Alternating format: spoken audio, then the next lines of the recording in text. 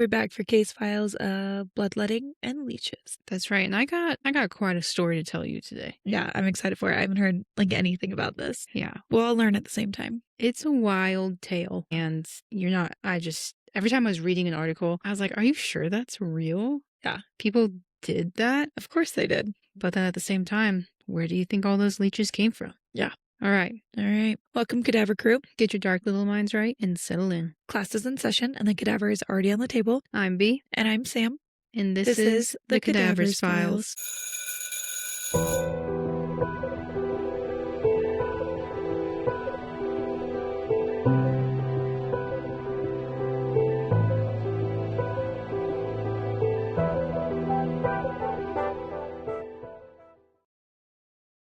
Let's do it.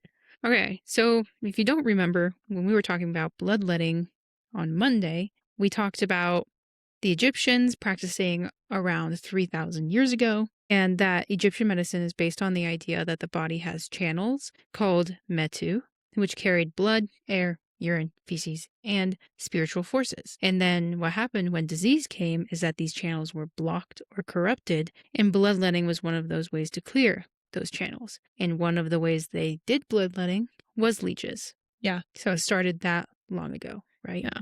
And they would often use leeches for common ailments such as headaches and putting the leeches behind their ears to help with the headache. Which, if you don't remember, we are still using today. And then that same kind of thought continued when we looked at Greeks, Romans, Arabs, and Asians, and we went to Hippocrates again. Guy keeps showing up places all the time. And we found out that they believed that humans had 4 basic humors: blood, phlegm, yellow bile, and black bile, aka me, black bile. Yes. So those were all tied to the type of temperament a person had, the qualities of those humors, the elements they were attached to, what season they were attached to, what organ was mostly associated with them, personality traits, and then they basically had guides that told them if you had excess of this humor, then it would show up in these ways. For instance, if you had lots of black bile,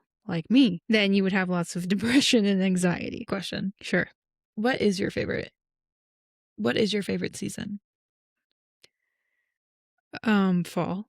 Is it really? Yeah. Oh, it is. Yeah. So that matches with that stuff. Interesting.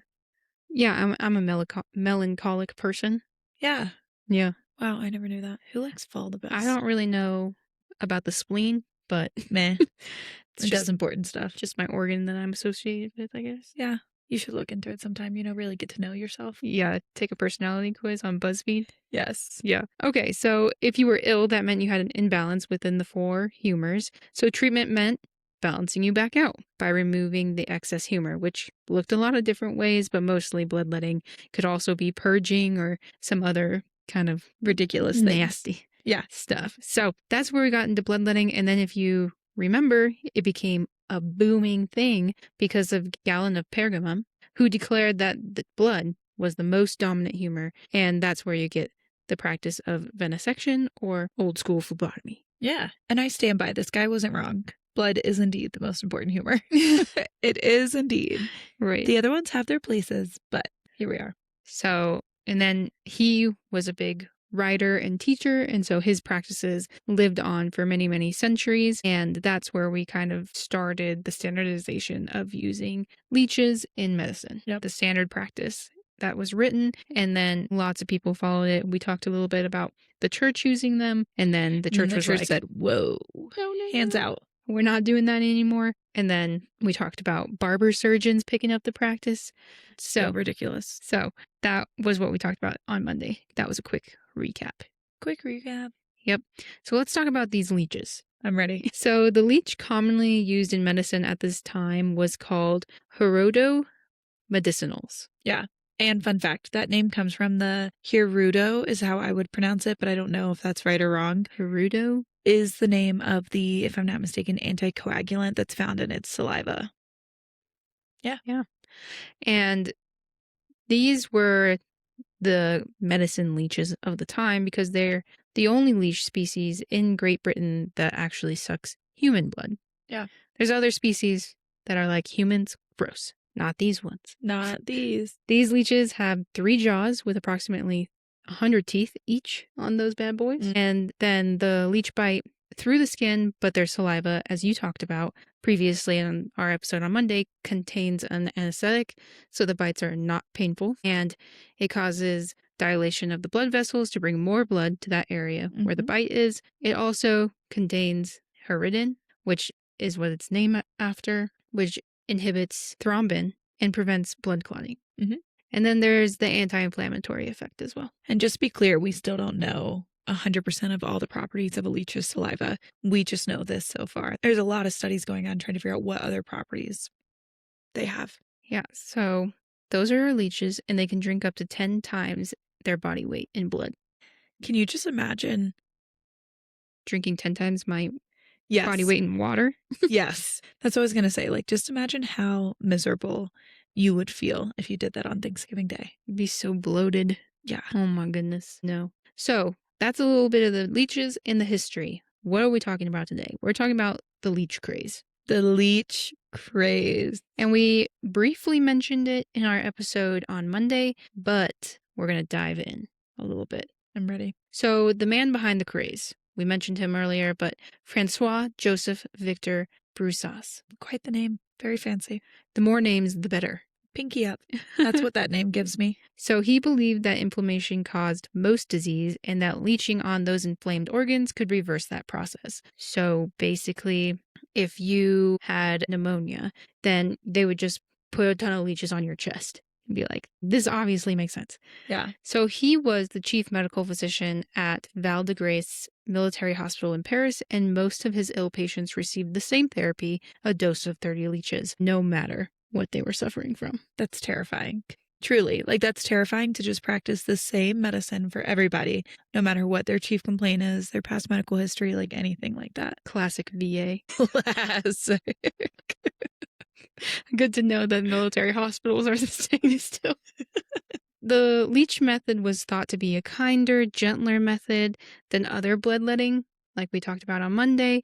You know, it was, you just pop a little leech on there, they suck your blood for a little bit, they eventually fall off. It's much better than stabbing someone. That's fair. And having them bleed out into a cup. But it wasn't always like that. I believe that. And so leeches also were relatively safe, and they didn't require any specialized skill. Yeah. I mean, they're relatively safe, but even now we put patients on prophylactic antibiotics. I'll get there. Okay. I'll get there. So leeches, like I said, were used for anything and everything. Any inflammation anywhere, leeches go in directly on that spot, sometimes 20 or 40 at one time. For female conditions, such as congestion and inflammation of the uterus, it was like a period. Yeah. What are we defining here? What? The treatment was to place 3 to 6 leeches on the cervix. On the cervix, inside the vaginal vault. Absolutely not. That is disgusting. Could you imagine? Get the fuck out of here. I'm not joking. That is disgusting. So to make sure the leech actually did bite, practitioners would place the leech on the skin, holding it in place with a wine glass. Or if they were putting the leech inside the body, I'm not ready. They would put them in a narrow tube called a leech glass. Think of like a test tube. Yeah. And then they would use that to affix the leech. Also, as a precaution, it was suggested that practitioners would basically tie a thread on its tail so that it was not swallowed or could be retrieved from other areas, because they also put them in your mouth a lot. Disgusting. But also, like, if a woman's cervical os is open, A, because after you've given birth to multiple babies, it does change. Or B, like, if you just had like a miscarriage or something like that, your cervical os is open. How are we making sure these leeches aren't climbing up in there? I just want people to think string on their tail. And then just pull it out. Back. Got them back. Yeah. Like a tampon string. This is awful. Tampon's not going up my cervix, okay? It's not getting that far. Tampon's also not alive. Yeah, that's true. That's disgusting. Yeah, I agree. I'm mad. So, at its height, because leeches were incredibly popular, especially in France, they were used as the end-all be-all medication. It's like, I don't know, Tylenol today. I guess. I don't know. Yeah. Whatever, an anti-inflammatory or whatever that you use today, just take an ibuprofen or something. You know, that was what a leech was. And so France imported 33 million leeches in a single year, creating a huge demand and supply problem. And once a leech is fed, it may not need to feed again for up to 6 months. So we can keep these bad boys around and alive pretty easy. But you'd be like, you got to have a lot in your arsenal. Yeah. Because if you're doing this every single day, then... And this one isn't going to work for half a year. Right. So you just prescribed so-and-so who had pneumonia 40 leeches on their chest. Well, those 40 aren't good. They're out of commission. Yeah. So then you better, if you have 10 patients and you need 40, that's 400, but you need double, if not. And then if you're giving people treatments multiple times a week, or you're not getting treatments every 6 months. I wish my only responsibility in life was to work for about 15 minutes to an hour and then not have to do jack shit for another 6 months. Living that leech life. That leech life. And you just get fed. Yes. Your job is just to eat. Yes. What a dream. Oh my gosh. So the US was comparable to these numbers as well, and they were importing from Germany. So France hospitals were using between 5,000 to 60,000 leeches annually, and they were getting them from all the surrounding countries. Yeah. So importing them from Spain, Great Britain, Germany as well.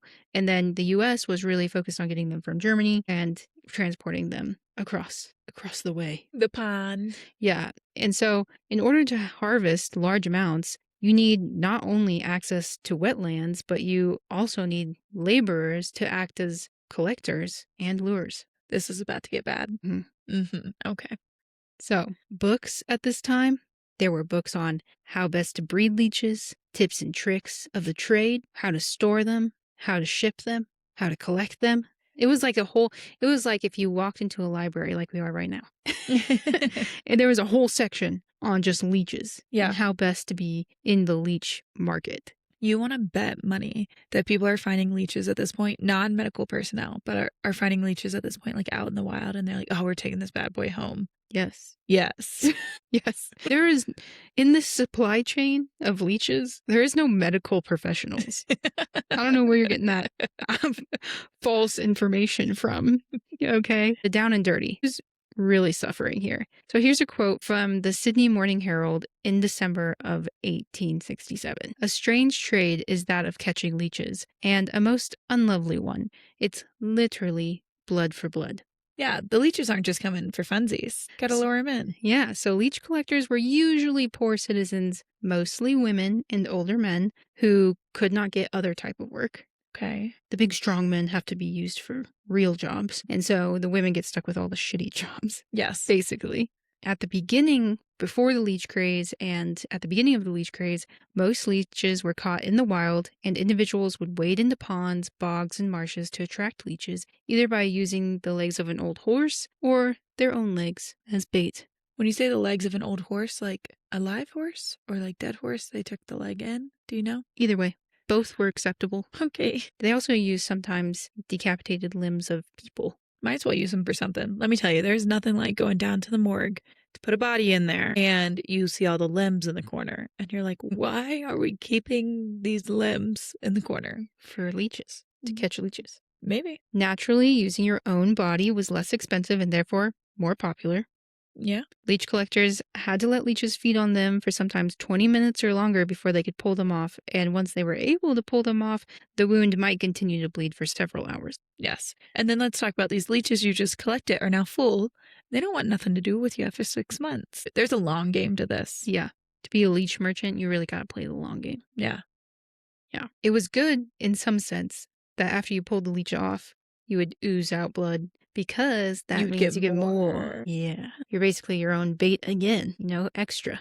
What is this positive feedback loop? Yeah. It just keeps going. So it attracted more leeches, but not so good for the health of the collectors, who were made more susceptible to serious illness and blood loss. Yes. So let's just take a step back. They're wading through bog waters with open wounds now.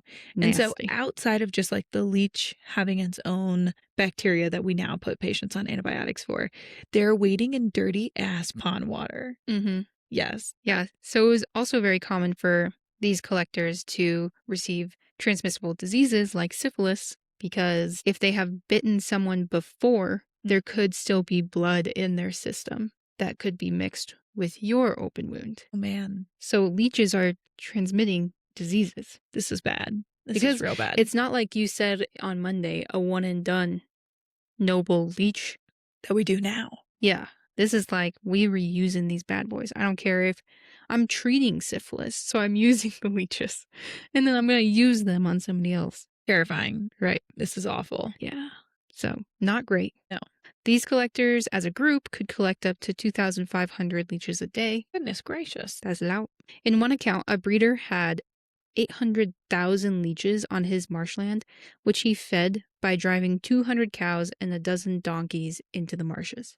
So every day, you just take your 200 cows and you put them in the marsh and you let the leeches feed, and then you drive your cows out and then you let them rest and then you do it again. 800,000 leeches in somebody's backyard. Yeah. Well, essentially they were setting up, once the craze was at its height, they were setting up these farms. Yeah.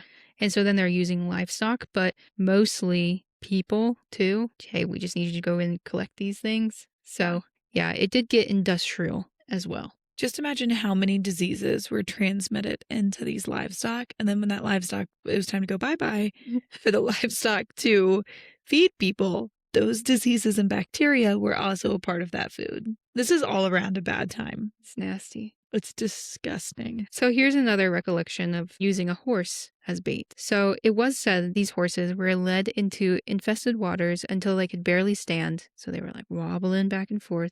Then they would be let out and they would lay on the ground totally exhausted, and the leeches would be scraped off of them. And then they would get to rest for 4 or 5 days to recover before doing it all again. This went on until the horse was nearing the end of its life because it can only sustain that for so long. Yes. And then it would be used multiple times a day until it just couldn't be used anymore. Stop it. That's so sad. I should have done like a warning for animal cruelty. Absolutely, you should have. That's my bad. That is so sad I because know. they're literally killing these animals. Like, yeah, to get leeches for something that doesn't even work. for something that does not work. For trying to cure pneumonia. Oh. Yeah, I know, it's sad. Trigger warning, that's what I should say. Trigger warning for animal cruelty. Well, it's a little late now. I'll be better about that next time. Okay. You better. It's just that maybe the case files should just come with all the trigger warnings. I think every episode should. Okay, so not only were these leeches super popular in medicine, but they also were all about the fashion. Man, people can't have nothing nice, can they? Leech merchants became popular, and some became the preferred leech merchants for all countries. For example, throughout the 1860s, Murray leeches, those sold by Negus and Company, were considered the best because the bite was smaller and it left no mark on the skin. So now they're like, I breed these special Murray leeches, so I'm going to up the price. Oh my these. God. And people fell for it. Yeah, these are the best Murray The bite leeches. didn't hurt anyways. But these were small. It left no mark on the skin, so you could put them on your face probably, and then you wouldn't have a mark. Leeches became the muse of the time. They inspired poems, leech-shaped patterns on dresses, and ornate leech jars that decorated the windows of apothecary shops or your local barber. I hate it here. Freaking leeches. Yeah, you should look up some of the pictures of the jars because they're very pretty. Wow, this beautiful jar with just like a leech on the front. A live leech. Oh, just like a painting of a leech. Oh, a painting. Oh, boy. Apothecaries would purchase elaborate 2-foot-tall ceramic containers to predominantly display and house their leeches in the windows. So they would make little environments in these giant ceramic containers and be like leeches in the windowsill. And people would come in and be like, wow, look at that leech. I want 10 of those bad boys. It's like we're picking out freaking pastries for the weekend. Yeah, just blood-sucking, Just blood. little pastries. The same thing. Eventually, there was a fallout. And Thank God. really, it was for the leeches. They fell out because the species just almost hit extinction. I'm sure. Yeah. So because they only needed a blood meal every 6 months or so, and they didn't reach reproductive age for a couple of years, it made it very difficult to commercialize and mass-produce leeches. Like, they just don't fit the bill. No. And so by the end of the 18th century, leeches were hard to find and almost became extinct due to the overfarming and destruction of their habitats, plus the decline of common food resources. So most of the time, leeches are really into eating or drinking blood from like amphibians, like frogs and stuff in marshland. They're not really... It's different. Yeah, they're not really made to go drink human blood and all that kind of stuff. So their food sources and habitats, and they were just being overfarmed. All of that led to pretty much their extinction, or what people thought was their extinction. Especially in Great Britain, they were like, we totally destroyed. We can't find any more We can't find leeches. any more. They must be extinct. They weren't actually extinct, but, it was to that point where they couldn't be found anymore. Yeah. Which I'm sure was pretty close to extinction. Yes. They were also expensive to ship, and science was finally catching up and starting to question the effectiveness of bloodletting as a treatment altogether. Thank goodness. Plus, they were found to be extremely ineffective during the cholera epidemic that impacted Europe and the United States. We should do an episode on that. Yeah, that was the one I was trying to think of earlier today. You poop rice water. I have nothing to say. I feel like I'm just delusional. Delulu. Okay, so this became so severe, the destruction of their habitats and the lack of leeches everywhere, that it led to European governments implementing some of the first ever wildlife protections. So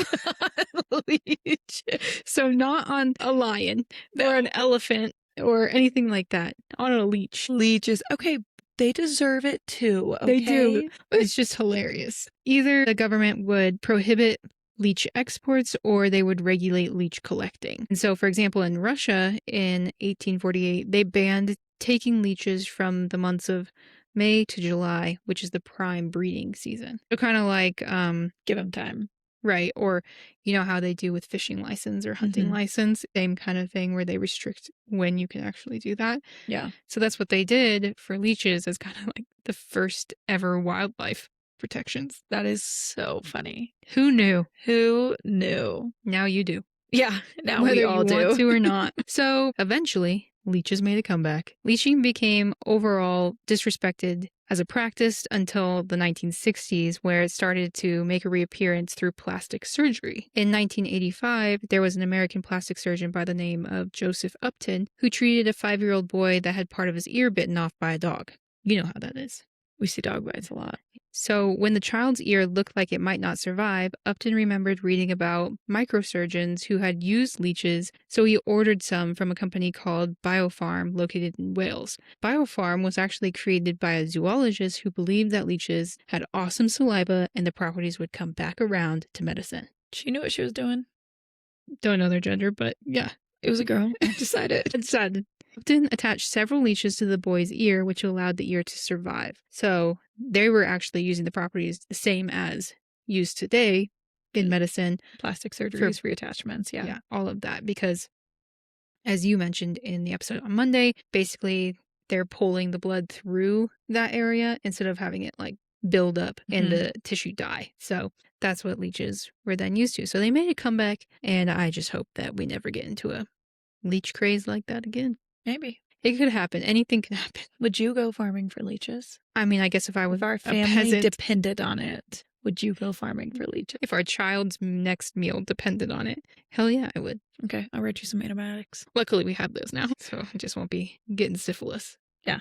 I guess. That's fine. So that is the leech craze. It is a crazy story. Yeah, and it's crazy. I don't think maybe I didn't emphasize this enough, but one guy essentially drove this, especially in France. He said, the guy in this VA, I'm the head doctor in this basically VA hospital, and I know what the cure-all is. I know best practice. I know. Yes. It's the leeches. And so then he basically kicked off this whole craze that everybody was ordering leeches on a mass scale, and it required hundreds of thousands of leeches to be shipped all over the world for something that ended up not even really working. No. Also, the fact that women were mostly the people capturing these is so bad because we also have less to give. Yes. We have less Because to we give. menstruate every month. We have a lower period. Yes, we have a lower baseline hemoglobin level. It's okay because if you have period cramps, you can just have leeches in your cervix. It's probably a great time to go farming. They smell the blood. They'll come right to you. Wow. We are definitely making some listeners uncomfortable. It was a good episode. It was. So that's the crazy history of medical leeches. Yes. To follow up on bloodletting and leeches from Monday. And yeah, that's all I have. That's all we got. All right. Follow us, please. Let's go. Instagram at _cadavers_lessons. TikTok at the.cadavers.lessons. We're up on YouTube at the Cadavers Lessons. Check us out on buymeacoffee.com/the_cadavers_lessons. You can listen essentially anywhere you get a podcast at this point. Definitely on Spotify, Amazon, and Apple. And of course, it's most helpful for us if you interact. So following us on social media, interacting with our post, listening, sharing our podcast, leaving comments, reviews, all that fun stuff. It's really fun to go through and read the comments. And if you have an idea for an episode or a case, go ahead and DM us on social media. Or if you have a fun story to share and would like it shared on the podcast, please send that in. And then hopefully we'll have a special episode of Cadaver. We can't say this every time that we don't know the name of it. We'll have a special episode, period. We'll have a special episode and share your stories. So share. Sneak peek. Next episode, blood transfusions. So we're staying on the blood train. Blood train. And we're going to talk about taking blood from one person or animal and giving it to somebody else. Yes. All right, friends. Class is dismissed. Stay safe. Stay curious. And don't try this at home. Unless you own a bone saw.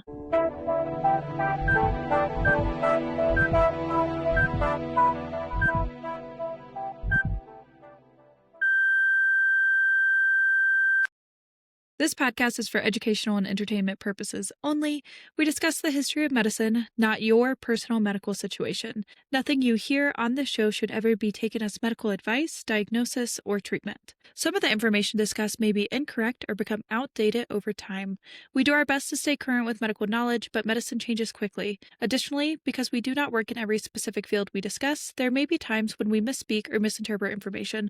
We're all human and we're doing our best for the podcast. Every medical case is unique, and your health decisions should always be made in consultation with your own qualified healthcare professional. If you have any questions or concerns about your health, please reach out to a licensed provider who can give you guidance based on your individual needs.